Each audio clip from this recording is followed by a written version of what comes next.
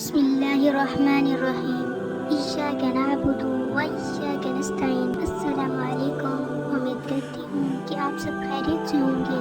حضرت سیدنا عبداللہ بن مسعود رضی اللہ تعالی عنہ فرماتے ہیں کہ جب بندہ قبر میں جائے گا تو عذاب اس کے قدموں کی جانب سے آئے گا، تو اس کے قدم کہیں گے تیرے لیے میری طرف سے کوئی راستہ نہیں، کیونکہ یہ رات میں سورہ ملک پڑھا کرتا تھا۔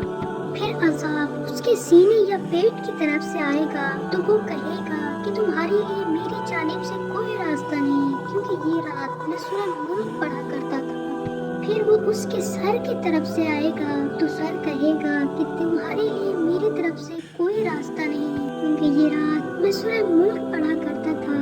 تو یہ سورت روکنے والی ہے، عذاب قبر سے روکتی ہے۔ تو رات میں اس کا نام سورہ ملک ہے، اسے رات میں پڑھتا ہے، بہت زیادہ اور اچھا عمل کرتا ہے۔ اللہ جنت نصیب کرے اس شخص کو جس نے کمنٹ میں